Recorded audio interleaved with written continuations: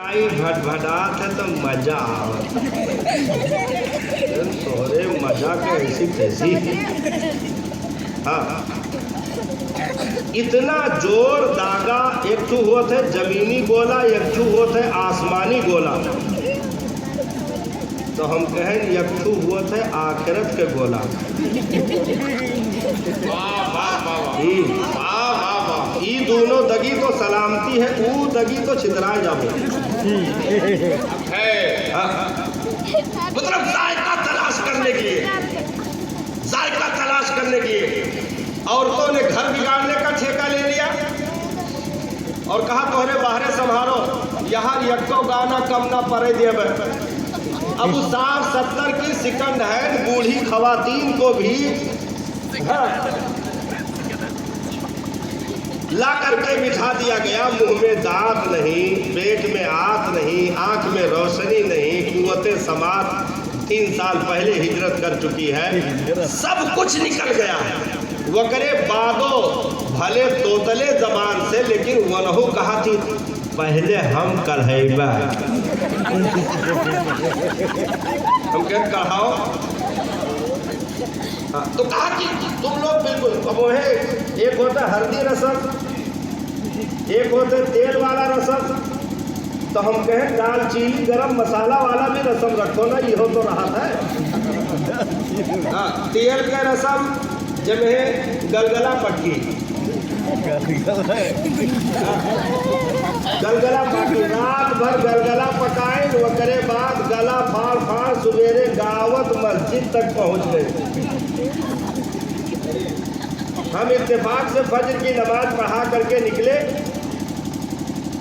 तो देखें पीछे 2-3 मिला नियत बांधे रहा है मस्जिद पर। 2-3 औरत नियत बांधे रहा है, 30-40 टू बाहरवा खड़ी रही।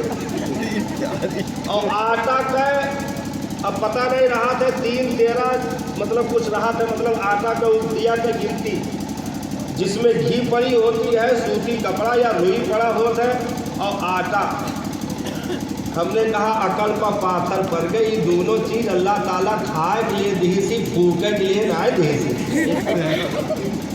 हाँ, तुमने तो मजूसियों का तरीका अपना लिया, जो ग़िज़ाओं को आग के हवाले करते हैं घी डाल करके। अब खाने की चीज को जलाना ये सरासर हराम। तो घी डाल करके आटे का दिया बना करके, हमने कहा मिट्टी उछित हो जाए, तो कहीं नहीं अशुभ हुआ है। हम कहें अशुभ का मतलब मिट्टी का जला दे हो तो दुल्हा गायब हो जाए, ऐसा नहीं है।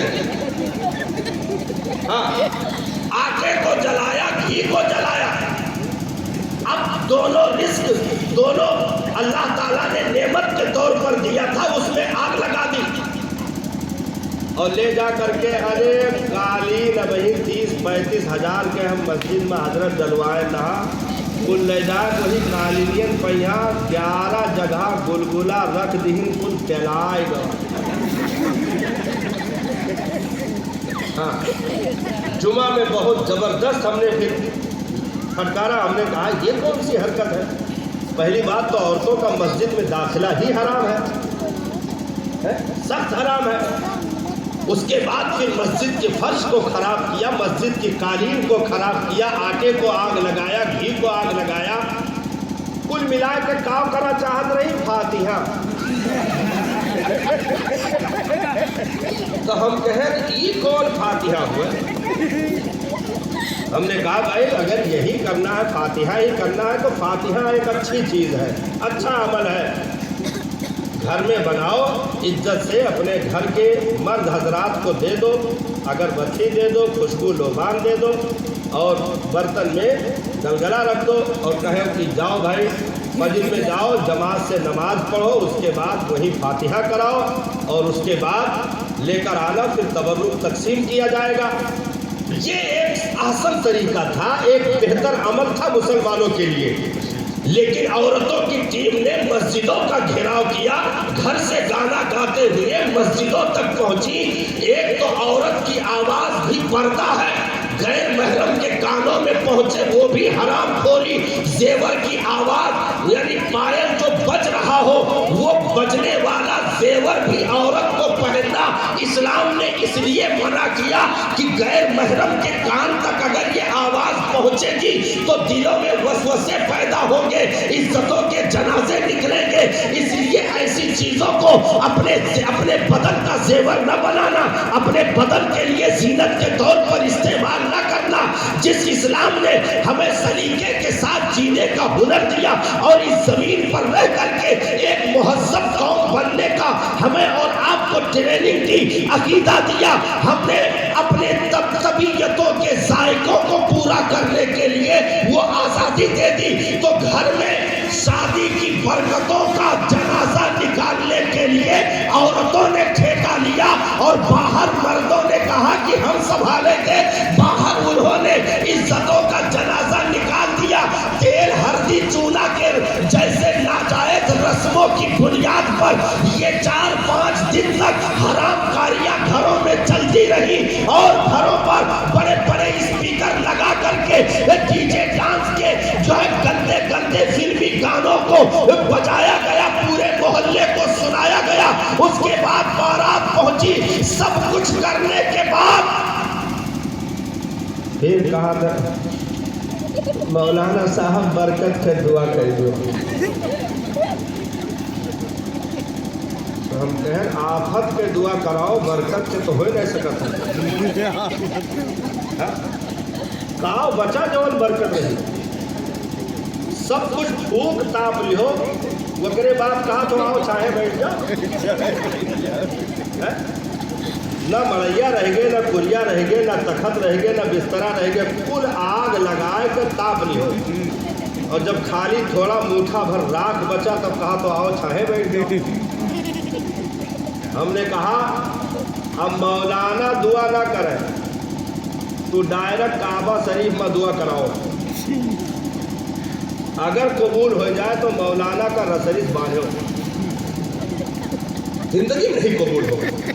اتنی حرام کاریوں کے بعد کس بے غیرتی سے وہ دعا مانگے گا اور کہے گا کہ یا اللہ ایک ہفتے تک جو حرام کاریاں گھروں میں ہوتی رہی، یا اللہ اسی شادی میں برکت دے دے، اسی میاں بیوی کو محبت دے دے، اسی میاں بیوی کو آدم و حوا کا صدقہ دے دے، اسی میاں بیوی کو یوسف و زلیخا کا صدقہ عطا کر دے، اسی میاں بیوی کو حضرت مولا علی خاتون جنت کا صدقہ عطا کر دے، اسی میاں بیوی کو مصطفیٰ جان رحمت سیدہ خدیجۃ الکبریٰ کی محبتوں کی خیرات عطا کر دے۔ کس منہ سے؟ میں نے کہا دعا قبول کرنا تو بہت دور کی بات ہے، خیر مناؤ، آسمان سے پتھر نہیں گرے،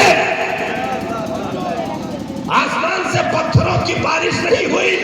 میں مبارکباد دوں گا بھائی کو جنہوں نے نکاح کی مجلس جیسی بابرکت چیز کو قائم کرنے سے پہلے اپنے نبی کے میلاد کی محفل کو قائم کیا اور برکتوں کا دروازہ کھول دیا۔ یہاں سے علماء صلحاء اور آئے ہوئے غیور عوام ہاتھ اٹھا کر اس شادی کے برکت کی دعا کریں گے اور نکاح میں انشاءاللہ ان برکتوں کا دامن پکڑ کے رکھا جائے گا۔ جب ایسے نیکیوں کا سلسلہ شروع سے آخر تک جاری رہتا ہے تو ایسی نسل سے پھر صرف بیٹا نہیں دین کا سپاہی پیدا ہوتا ہے، مصطفیٰ کے دین کا رکھوالا پیدا ہوتا ہے، قوم کی غیرت بن کر نکلتا ہے اور اسے بزرگوں اور اسلاف کے چادروں کی برکتیں نصیب ہوتی ہیں۔ اگر بیٹا ہے تو خیرات علی اکبر کا ملتا ہے، اگر بیٹی ہے تو خیرات سیدہ زینب کا ملتا ہے۔ مصطفیٰ جان رحمت کے لادلوں کے وجود کی برکتیں اس کے نسلوں میں اتاری جاتی ہیں، کیونکہ جو برکتوں کا طلبگار ہو مولا اسے برکتیں ہی عطا فرماتا ہے۔ بے شک، نعرہ تکبیر۔